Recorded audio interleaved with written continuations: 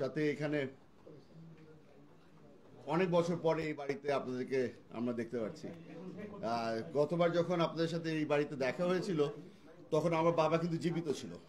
আম, প্রায় 10 বছর হয়ে যাচ্ছে আমরা আব্বাকে হারিয়েছি।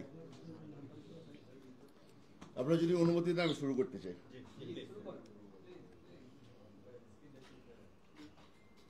প্রায় 10 বছর আগে সালাউদ্দিন কাদের চৌধুরীকে মানবতা বিরোধী অপরাধের কারণে আম, হত্যা করা হয়। তাকে ফাঁসিতে ঝুলিয়ে হত্যা করা হয়। শেখ হাসিনার এইম খালি একটাই ছিল, তার প্রতিপক্ষ যারা আছে, যারা জাতীয়তাবাদীতে বিশ্বাস করে, তাদেরকে যেভাবে করে হোক না কেন তার রাস্তা থেকে সরিয়ে দেওয়া। দুনিয়ার মধ্যে যতগুলি আপনারা আজ পর্যন্ত ডিকটেটর দেখেছেন সবাই কিন্তু একই ধরনের কাজই করত। তাদের মেইন জিনিস ছিল যে এই হত্যা, গুম, খুন এগুলোর মাধ্যমেই কিন্তু তারা ক্ষমতায় টিকে থাকতো। শেখ হাসিনাও একই জিনিস করেছে। এই গেম প্ল্যানের মধ্যেই আমার বাবাও ফেসে যায়। আমার বাবাকেও সে একইভাবে হত্যা করা হয়। বাংলাদেশের গত 16 বছরের মধ্যে হাসিনা ক্ষমতায় থাকার জন্য যেই যেই কাজগুলি করেছে তার মধ্যে একটা বেশ বড় কাজ ছিল এই আইসিটি।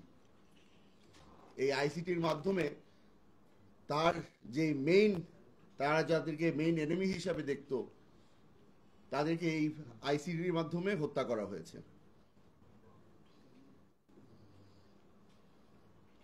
সালাউদ্দিন কাদের চৌধুরীকে যদি শেখ হাসিনা চেত হয়তো একটা গুলি দিয়েই হত্যা করতে পারত, কিন্তু তার এইম, তার লক্ষণ কিন্তু ওটা ছিল না।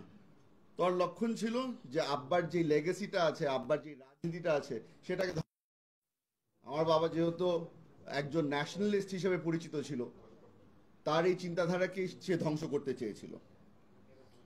এই আইসিটিটাও, আমরা যে আইসিটির কথা বলছি, বহু বছর ধরে আমরা লড়াই করে এসেছি যে এই আইসিটিটা কি আসলে আদৌ কোনো ধরনের কোর্ট নাকি না এটা প্রমাণ করার জন্য আমরা সক্ষম হয়েছিলাম। এই বিচারপতিরা যারা আছেন অথবা আমাদের আগের যে আইনমন্ত্রীরা ছিল, তাদেরকে যখনই আপনারা প্রশ্ন করতেন যে এই আইসিটিটা কি ইন্টারন্যাশনাল নাকি ডোমেস্টিক, তারা কিন্তু গোল পোস্ট দিয়ে দৌড়াদৌড়ি করতো। তাদেরকে যখন কোনো সময় জিজ্ঞেস করা হতো যে এটা বাংলাদেশের আইন কেন মেনে এই আইসিটি কাজ করছে না, তখন তারা বলতো যে না, এই আইসিটি একটা ইন্টারন্যাশনাল ক্রাইমস ট্রাইব্যুনাল, এটা ইন্টারন্যাশনাল মানের হচ্ছে। বিদেশি আইসিটি ফলো করছে না, তখন বলতো যে না, এটা তো আমাদের ডোমেস্টিক ট্রাইব্যুনাল। ওরা কোনো সময় কিন্তু আমাদেরকে খোলামেলা বলতে পারেনি যে এই কোন জুরিসডিকশনে কাজ করছে। আপনারা জানেন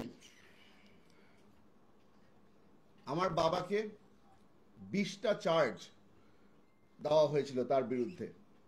এই 20টা চার্জকে তারা প্রমাণ করার জন্য অথবা আমাদেরকে ডিফেন্ড করার জন্য খালি 4জন সাক্ষী এলাও করেছিল। এখন আমরা তাও লড়াই করে গিয়েছি। আপনারা এখানে যারা আছে তারা হয়তো মনে আছে আপনাদের, আমাদেরই একজন তৎকালীন একজন জজ, সে নিজে সাক্ষ্য দিতে আসতে চেয়েছিলেন। সে বলেছিলেন যে সালাউদ্দিন কাদের চৌধুরী তখন পাঞ্জাব ইউনিভার্সিটিতে তার সাথেই ছিলেন। সে নিজে আসতে পারেননি, তবে উনি তখনের জাস্টিস সিনহার কাছে সে পারমিশন চেয়েছিল যে যেহেতু আমি একজন সিটিং জাজ, আমি আপনার পারমিশন ছাড়া আমি এভিডেন্স দিতে যেতে পারি না, আপনি কি অনুমতি দিবেন কিনা। জাস্টিস সিনহা অনুমতি দেননি। আপনারা হয়তো জানেন, আপনাদের হয়তো মনে আছে, আব্বার কেস চলাকালীন ওই স্কাইপ কেলেঙ্কারিও কিন্তু বের হয়ে এসেছিল, যেখানে জাস্টিস নাসিমের নিজ গলায় আওয়াজেই শোনা যাচ্ছে উনি বলছেন যে সাকাকে যদি আমরা ফাঁসি দিয়ে দিতে পারি তাহলে আমার জন্য কিন্তু চিফ সুপ্রিম কোর্টের জায়গা খালি হয়ে আছে, ওখানে আমাকে জায়গা দিয়ে দিবে। আপনাদেরকে আরো একটা জিনিস মনে করিয়ে দিতে চাই, যেই দিন ঘোষণা দেওয়া হয় সেই দিন আমার বাবার হাতে রায় ছিল, সে মিনিস্ট্রি থেকে বের হয়ে এসেছিল। তখন আমরা প্রমাণ করতে পারি আপনাদের কাছে, বাংলাদেশের মানুষের কাছে, যে রায়গুলি কিন্তু ট্রাইব্যুনালে লেখা হচ্ছিল না, রায়গুলি লেখা হচ্ছিল ল মিনিস্ট্রিতে। আমরা হয়তো অনেকগুলি এরকম আরো অনেক কিছু আপনাদেরকে বলতে পারবো যে কারণে এই ট্রাইব্যুনালটা বিতর্কিত ছিল অথবা এই জাস্টিস সিস্টেমটাই ধ্বংস হয়ে গিয়েছিল। তবে আপনাদেরকে আজকে যেই কারণে আমরা ডেকেছি, আপনাদের কাছে হয়তো তখন জানি না আপনাদের কাছে ওই তথ্য কি বর্তমানে আছে নাকি না, কিন্তু আমরা কিন্তু একটা অ্যাপ্লিকেশন করেছিলাম ট্রাইব্যুনালের কাছে। আমরা একটা অ্যাপ্লিকেশন করেছিলাম যে কিছু 4 জন ব্যক্তি বাংলাদেশে আসতে চাচ্ছিলেন।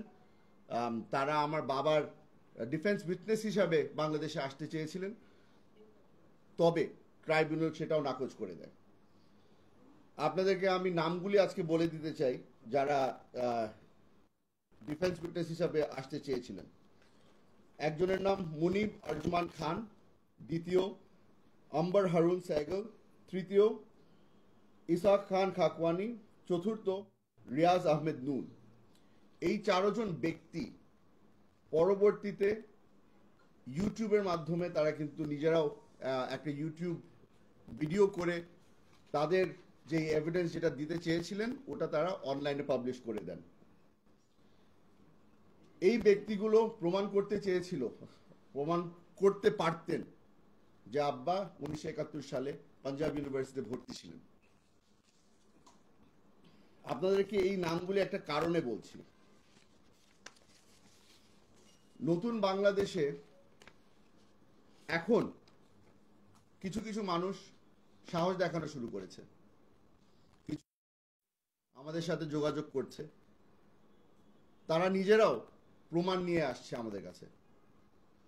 এগুলোর মধ্যে একটি বড় জিনিস আমাদের হাতে পৌঁছেছে, সেটা হচ্ছে গিয়ে আপনারা হয়তো যারা ফরেন মিনিস্ট্রি বিট কভার করেন আপনারা হয়তো জানেন যে বাংলাদেশ ফরেন মিনিস্ট্রি তাদের বিদেশি দূত যেগুলি আছে সেখানে যখন মেসেজ পাঠানো হয় সেগুলাকে সাইফার বলা হয়।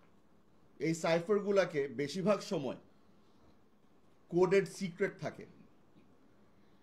এইটারই একটা সাইফার মেসেজ আমাদের হাতে এসে পৌঁছেছে। এই সাইফার মেসেজের মধ্যে বলা আছে, এই 4 জনের নাম উল্লেখ করে বলা আছে যে কোনোভাবে তাদেরকে যেন ভিসা না দেওয়া হয়। এই সাইফার মেসেজের মাধ্যমে প্রমাণ হচ্ছে যে আমাদের সাথে একটা খুব বড় অন্যায় হয়েছে। আমার বাবাকে তারা কোনোভাবেই ফেয়ার জাস্টিসের কাছে ধীরেও আনতে পারলো না। আমার বাবাকে হত্যা করে এবং এটার সাথে বাংলাদেশের আওয়ামী লীগ রেজিমের সরকার সরাসরি জড়িত ছিল। আমরা আপনাদেরকে বলে দিতে পারি যে এটা হয়তো বা বাংলাদেশের জন্য একটা খুব কালো দিন হয়ে দাঁড়াবে। আপনারা বুঝতে পারছেন যে সাক্ষীদেরকে বাংলাদেশে না আসতে দেওয়া, একটা মানুষকে তারপরে ডিফেন্স ঠিক মতো না দিতে দেওয়া কত বড় একটা অনিয়ম হয়েছিল। আমরা আজকে আপনাদেরকে এখানে এনেছি কারণ আমরা আহ্বান করতে চাই, আমরা জানিয়ে দিতে চাই আপনাদেরকে যে আমরা বর্তমান ফরেন মিনিস্ট্রিকে একটা লিগ্যাল নোটিশ পাঠাচ্ছি। আমরা তাদের কাছে অনুরোধ করছি, তাদের কাছে আমরা ডিমান্ড করছি এই সাইফার মেসেজগুলোকে ডিক্লাসিফাই করে দেওয়া হোক। এই সাইফার মেসেজ আমার বাবার ট্রায়ালের সাথে যতগুলি সাইফার মেসেজ জড়িত আছে প্রতিটাকে যেন ডিক্লাসিফাই করে দেওয়া হয় এবং সেগুলো যেন আমাদের কাছে হস্তান্তর করা হয়। আমরা আশা করি আপনারা যারা এখানে আছেন, যারা ন্যায় বিচারের জন্য লড়াই করতে রাজি আছেন, আপনারা আমাদের সহযোগিতা করবেন। আমরা শেষে আরেকটা জিনিস এই সরকারের থেকে চাচ্ছি,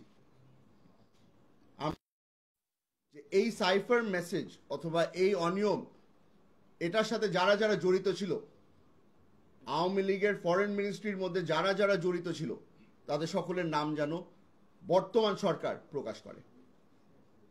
আবারও বলছি, এই কাজের মধ্যে এটা অনেক বড় একটা কাজে আমরা উদ্যোগ নিয়েছি, আপনাদের সহযোগিতা আমরা কামনা করছি। আশা করি আপনারা আমাদের পাশে দাঁড়াবেন। এগুলি আমরা মিডিয়া ট্রায়ালের জন্য করছি না। আমাদের কাছে অলরেডি যেই এভিডেন্স আছে, এই এভিডেন্স নিয়ে আমরা সরাসরি কিন্তু আবার হাইকোর্টে যেতে পারি। কিন্তু আমরা চাচ্ছি যে আমরা এই সরকার এবং এই বর্তমান জুডিশিয়ারিকে সম্মান দেখিয়ে তাদের সহযোগিতা নিয়েই আমরা আবার কোর্টে যাব। আশা করি আমরা প্রমাণ করতে পারবো যে সালাউদ্দিন কাদের চৌধুরী নির্দোষ ছিল এবং তাকে জুডিশিয়াল মার্ডার করা হয়েছে। আপনারা এখানে এসেছেন, আপনাদের সকলকে ধন্যবাদ জানাচ্ছি। আমার ফ্যামিলি হয়তো কিছু কথা বলবে, আর অথবা আপনাদের যদি কোনো প্রশ্ন থেকে থাকে আপনারা করতে পারেন।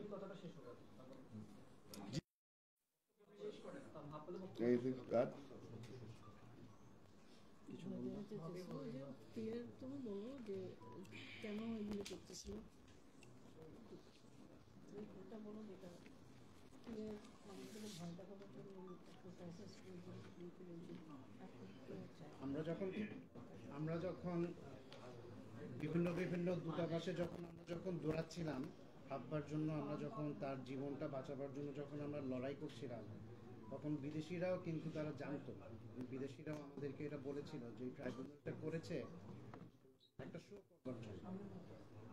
এটা বিদেশিরাও কিন্তু তখন জানতো, কিন্তু ওটা তারা ওপেনলি আমাদেরকে তখন বলতে পারেনি। এবং আমরা তখন তাদের মুখেই আমরা তখন শুনেছিলাম যে এই ট্রাইব্যুনালটা তখন করা হয়েছিল খুন করবার জন্য, জাস্ট একটা জিনিস প্রমাণ করার জন্য যে শেখ হাসিনা খুন করতে পারে। এটাই কিন্তু আমার বাবাকে ফাঁসি দিয়ে, বাকি জনদেরকে ফাঁসি দিয়ে একটা জিনিস তখনই তার যেই ক্ষমতা, সে তখন ভয়, যেটা ভয় ভীতি দিয়ে সে যেটা সবাইকে চালাতে পারত, সেই জিনিসটা সে প্রমাণ করতে চেয়েছিল এবং সেটাই সে করতে পেরেছে গত 15 বছর ধরে। আপনারা এখন সবাই জানেন যে শেখ হাসিনা যে খুন করতে পারে, এখন এটা 18 কোটি মানুষ সবাই জানে। কিন্তু তখন সে যেটা করেছিল তা আমরাই তখন বুঝেছি যে এই ক্ষমতাটা তার আছে। আব্বা ছিল সেখানে একটা ভিকটিম, কোলাটারাল ড্যামেজ, তাকে খুন করে শেখ হাসিনা চিরদিন ক্ষমতায় থাকতে চেয়েছিল। এটাই ছিল তার মেইন জিনিস। আপনাদের হয়তো মনে আছে, আমি ওই দিন তো কোনো সময় ভুলবো না, আমার কাছে এখনো ওই ভিডিওগুলি আছে। একজন, আমি জানি না কে, একজন আমাদেরকে ভিডিওটা পাঠিয়েছিল যখন রাতের বেলা ওনাকে নিয়ে যায়, তারপরে সারা রাত টর্চার করে পিজি হসপিটালে নিয়ে যায়। পিজি হাসপাতালের একটা ভিডিও, ওনাকে যখন বের করে আনছে মেরে, তার এখানে এখানে সব জায়গায় রক্ত, ভিডিও আমার কাছে আছে। ওই ভিডিওটা তখন আমি খুব একটা কাউকে দেখাতে পারি নাই, ওর তখন সুযোগ ছিল না, আর তখন খুব একটা মানুষের ইন্টারেস্টেডও ছিল না। সবাই ভাবতো হয়তো উনি তো যুদ্ধ অপরাধী। কিন্তু এখনো তো এত মানুষকে মেরেছে এরা, আমি চাই না যে ওরকমভাবে কারো টর্চার হোক। আর এই গভর্নমেন্ট বোধহয় ওরকম টর্চার করছেও না। কিন্তু তখন সবাই চুপ ছিল, বেশিরভাগ মানুষই কিন্তু চুপ ছিল। জার্নালিস্টরা দেখেছিল যে ওনার পুরা কাপড়ে রক্ত। এখন কি দেখেন কোনো কাউকে? দেখেন কোনো? উনি তো 6 বার উনি সংসদ সদস্য ছিলেন, এমপি ছিলেন 6 বার। From 79 till 2013 he was a sitting MP. যখন উনি যখন ইয়েতে ছিলেন, ট্রাইব্যুনালে যেতেন, তখনও কিন্তু আমি পার্লামেন্ট থেকে প্রত্যেক সিটিংয়ে ওনার ইয়েটা পেতাম, মানে ইনভিটেশন আসে সব এমপির জন্য, ওটা আমার কাছে আসতো, এই বাসায় আসতো। গভর্নমেন্ট তো জানতো উনি জেলে, আমি ওটা জেলে আমাদের দিত, কিন্তু কোনো কিছুই উনি সিটিং এমপি হিসাবে সহ্য করেছেন। এখন আমি চাই না আমরা যে আইসিটি, যার মাধ্যমে আমার হাজব্যান্ডের হত্যা করা হয়েছে, ওরকম জানি না এখন না হয়, ওরা আপনাদের কোনো- নির্যাতন জানি না করে, আমাদের যেরকম নির্যাতন করেছে। আপনার যদি কোনো প্রশ্ন থাকে আপনারা করতে পারেন। আপনি বলছেন যে আপনার ন্যায় বিচারের জন্য আদালতে যাওয়া, এটা জি। ক্লিয়ার করবেন কিনা যে কোন কারণে যাবেন? যেহেতু একটা নতুন এভিডেন্স এসেছে আর অবস্ট্রাকশন অফ জাস্টিস যেহেতু হয়েছে আমাদের সাথে, এটা এটা আমরা আইনজীবীদের সাথে আলাপ করেছি যে এটা কিন্তু একটা গ্রাউন্ডস ক্লিয়ার করে দেয়, আমরা রিটের মাধ্যমে হয়তো ইনশাল্লাহ আমরা কোর্টে যেতে পারবো। তো আশা করছি যে এটা সিদ্ধান্তটা আমরা ফাইনালাইজ করে অন্তত আমরা যদি সরকারের সহযোগিতাটা পাই, এগুলো যদি ডিক্লাসিফাই হয়ে যায়, তাহলে ওই এভিডেন্সটা নিয়েই আমরা আবার কোর্টে যাব।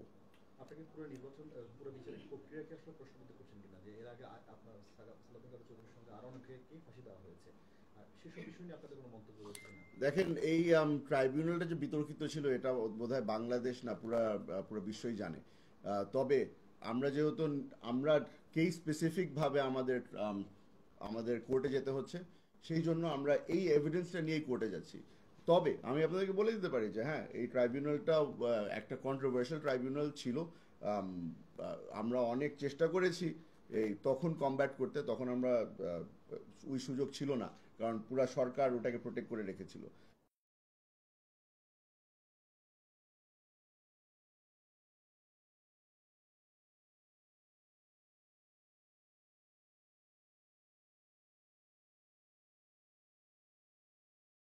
কোর্টে চলে যেতে পারতাম, কিন্তু আমরা ওভাবে যেতে চাচ্ছি না। আমরা চাই যে যেভাবে একটা ফর্মালিটি যেটা মেনটেন করতে হয়, ওই ফর্মালিটি মেনটেন করেই আমরা কোর্টে যাব।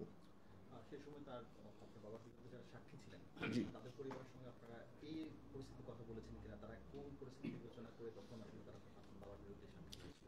তো আমরা অনেকজনের সাথে আলাপ করেছি, যে আপনাদেরকে বলে দিতে পারি যে অনেকজনে বলেছে যে আমাদেরকে অনেকদিন ট্রেনিং দেওয়া হয়েছিল, আমাদেরকে অনেকদিন টর্চারিং করা হয়েছিল, আমাদেরকে প্রেশার দেওয়া হয়েছিল, এভাবে করে আমরা সাক্ষী দিতে গিয়েছি। দেখেন, একটা জিনিস বলে দিতে চাই, বাংলাদেশ অনেক কিছু সহ্য করে এসেছে। আমরা আবার তাদের সাথে যোগাযোগ করে তাদেরকে আবার নতুন করে ট্রমাটাইজ করে ওটার মধ্যে আমরা যেতে চাচ্ছি না। আমরা যেটা চাচ্ছি যে আমাদের কাছে বর্তমানে যে কাগজগুলি আছে ওগুলা নিয়ে আমরা সরাসরি কোর্টে যাব। আর যদি আপনারা এখানে সকলেই আছেন, আপনারা যদি কোনো সাক্ষীরা যদি এগিয়ে আসতে চায়, আমাদেরকে সহযোগিতা করতে চায়, আমি ওদেরকে সবসময় ওয়েলকাম করব। কিন্তু আমরা আপনারা হয়তো জানেন যে কিছুদিন এটা আমি কথা বলছি অক্টোবর বা নভেম্বর মাসে ফেসবুকের মধ্যে আমি দেখেছিলাম যে একজন আব্বার বিরুদ্ধে যে একজন সাক্ষী দিয়েছিল, তাকে লোকাল মানুষরা আটক করেছিল কক্সবাজারে। এই ধরনের কাজ যেন আর না হয়। এখানে আমরা সকলেই বাংলাদেশের নাগরিক, আমাদের সকলেরই ওই রাইট আর প্রোটেকশন আছে। আমি আশা করি যে বাংলাদেশের মানুষরা অতটুকু ম্যাচুরিটি দেখাবে যে এই ধরনের আইন নিজের হাতে যেন কেউ না নিয়ে নেয়। আর এই জিনিসটা বলা দরকার আছে, আমরা খালি ভিকটিম ছিলাম না, যাদেরকে এভাবে করে বেঁধে বেঁধে নিয়ে এসেছিল এভিডেন্স দেওয়ার জন্য, তারাও কিন্তু এই হাসিনার ভিকটিম ছিল, তারাও কিন্তু হাসিনার টর্চারিং এর মাধ্যমেই এই ট্রাইব্যুনালে পৌঁছেছিল। জি যে ট্রাইব্যুনালে আপনার বাবার বিচার হয়েছে, সেই ট্রাইব্যুনালে জামাতের বেশ কয়েকজন নেতার বিচার হয়েছে। জি, এখন টোটাল বিচার প্রক্রিয়াটা কি আপনি প্রশ্ন করছেন কিনা? আমি একটু আগে যেটা বলেছি, টোটাল বিচার প্রক্রিয়াটা প্রশ্নবিদ্ধ ছিল, এখনো আছে। আপনারা যদি স্কাইপের বিষয়টাই খালি ধরে নেন, তাহলে তো ওই সুতা ধরে কিন্তু এই ট্রাইব্যুনাল আর টিকতো না। তবে হাসিনার আদেশ ছিল যে এই ট্রাইব্যুনাল, আর নিজামুল হক নাসিমের বক্তব্য তো আপনারা শুনেছেনই যে এই ব্যক্তিগুলাকে ফাঁসি দিতেই হবে। তারা তো আর অপেক্ষা করেনি যে এভিডেন্স কি আসছে অথবা স্টেটমেন্ট কে কি দিচ্ছে। তাদের ডিসিশন যেই দিন ট্রাইব্যুনাল গঠন করা ছিল ওই দিনই ডিসিশন হয়ে গিয়েছিল। আমাদের গিয়েছিল আলিবাই, আমাদের উনি তো এখানে ছিলেন না।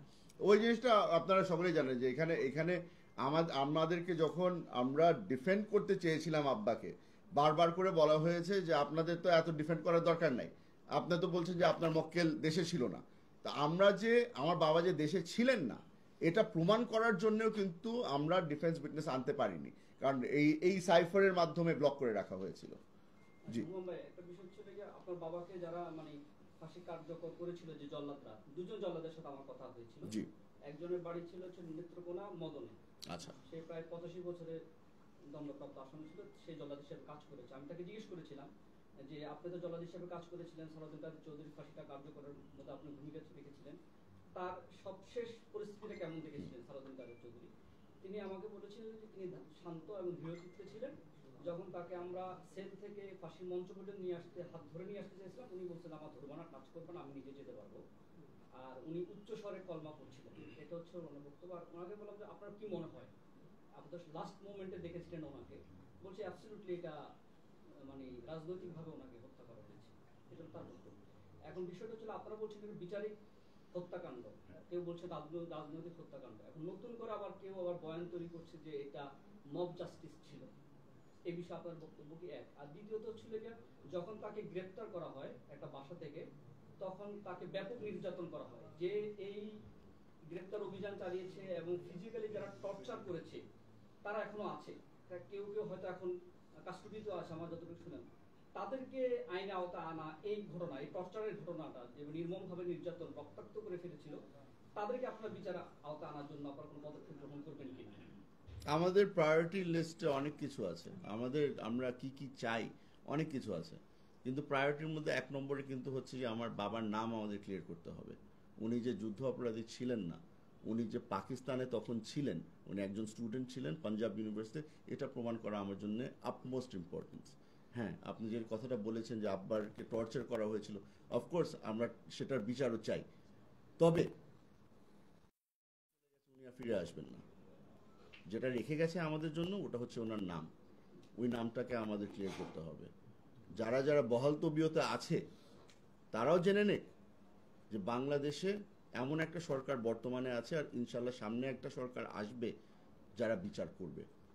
এরা কেউই পার পেয়ে যাবে না, কারণ আমার বাবা খালি একা না, অনেককে এইভাবে করে টর্চার করা হয়েছে। তারা হয়তো আমার বাবার মতো ছিল না, কিন্তু অনেক ব্যক্তিরা আছে যারা এখন ঠিকমতো হাঁটতে পারে না, ঠিকমতো ঘুমাতে পারে না, ভয় থাকে যে আমার উপর দিয়ে কি টর্চার গিয়েছে।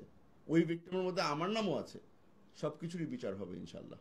সেই পরিবার এবং চৌধুরী পরিবারের মধ্যে একটা পারিবারিক সম্পর্ক ৭১-এর আগেও ছিল, এবং আপনার কি মনে হয় পারিবারিক সদস্য হিসেবে শেখ হাসিনার এত জিজ্ঞাসা কেন ছিল চৌধুরী পরিবারের? নামটা অনেক বড় ছিল, যে সালাউদ্দিন কাদের চৌধুরী নামটা অনেক বড় হয়ে গিয়েছিল, আর এই জিনিসটা শেখ হাসিনা সহ্য হচ্ছিল না। জাতীয়তাবাদী রাজনীতিবিদদের মধ্যে আমার বাবার নামটা অনেক বড় ছিল। আপনি হয়তো দেখবেন যে যতগুলি আমাদের ডানপন্থী রাজনীতিবিদ আছে অথবা ছিলেন, বেশিরভাগের উপরেই কিন্তু এই ধরনের জুলুম হয়েছে। আপনি ইলিয়াস আলী সাহেবের কথা চিন্তা করে দেখেন, আপনি সালাউদ্দিন আহমেদ সাহেবের কথা চিন্তা করে দেখেন, সবগুলি ব্যক্তির উপর দিয়ে কিছু না কিছু ঘটেছে। আর এই জিনিসটা আপনাদের জেনে রাখা উচিত যে মানে আমরা যাদেরকে বিচারের আওতায় আনতে চাচ্ছি সকলেই কিন্তু এক ব্যক্তির অর্ডারেই কাজ করছিল, শেখ হাসিনা। এখানে চেইন অফ কমান্ড বলতে সবকিছু গিয়ে ওনার পায়ে গিয়েই পড়ে।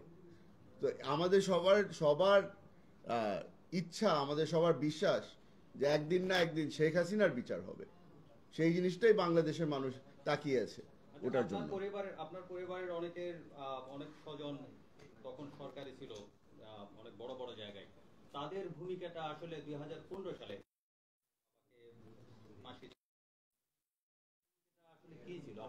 আমি একটু সংশোধন করে দিই। আমার বাবার অনেক আত্মীয় আওয়ামী লীগ সরকারেও ছিল, আমার বাবার আমার মায়ের অনেক আত্মীয় বর্তমান সরকারেও আছে। আমার পরিবার অনেক, কোনো সরকার পার পায় নাই যেখানে আমার পরিবারের সদস্য নেই। আমরা কোনো সময় কারো কাছে ভিক্ষা চাইতে যাইনি, আমরা সবসময় গিয়ে বলেছিলাম যেটা ন্যায় সেটার পক্ষে যেন তারা দাঁড়ায়। অনেকেই চেষ্টা করেছিল, এখানে আমি আপনাদের সকলের সামনে বলে দিতে চাই, এখানে আমার আত্মীয় স্বজন যারা ছিল সকলেই চেষ্টা করেছে, কিন্তু ওই যে শেখ হাসিনা, তার সামনে কিছুই টিকে না। এখানে আপনার বর্তমান যে কাঠগড়ায় দাঁড়ানোর কথা শেখ হাসিনা, তার আশেপাশের ব্যক্তিরাও কিন্তু আমার বাবার জন্য গিয়ে সাক্ষী দিয়েছিল। তাদেরও হয় পরের দিকে দরজা বন্ধ হয়ে গেল, তাদেরকেও হেনস্থা করা হলো। তো এই জিনিসটা কিন্তু আপনাদের মাথায় রাখতে হবে যে কার সাথে আপনারা ডিল করছিলেন তখন। এখানে আপনারা সাংবাদিকরা যারা আছেন, আজকে আপনারা সকলে এখানে আসতে পেরেছেন, ওই সময় যদি আপনারা এখানে আসতেন, বাইর হওয়ার সাথে সাথে হয়তো বা ডিজিএফআই আপনাদেরকে তুলে নিয়ে যেত। ওই ধরনের সিচুয়েশনে আমরা ছিলাম। বাংলাদেশ অনেকটাই পরিবর্তন হয়েছে। আশা করছি যে এখন আমরা একটা সুযোগ পেয়েছি ন্যায় বিচার পাওয়ার জন্য। আপনারা কি একটা বিষয় হচ্ছে যে আমি একটু শেষ করি। সাইফার মেসেজ ডিক্লাসিফাইড করার জন্য আবেদন করেছেন?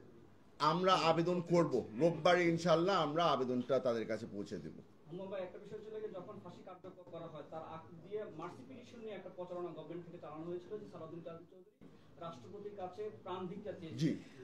আপনি ফাঁসি কার্যকরের আগ দিয়ে পারিবারিকভাবে আপনার সঙ্গে দেখা করেছিলেন, কি কথা হয়েছিল সালাউদ্দিন চৌধুরীর সাথে? আমি আমার বাবাকে জিজ্ঞেস করেছিলাম এটা, আমি ওনাকে সরাসরি জিজ্ঞেস করেছিলাম যে আব্বা তুমি কি কোনো মার্সি পিটিশন ফাইল করেছো নাকি না।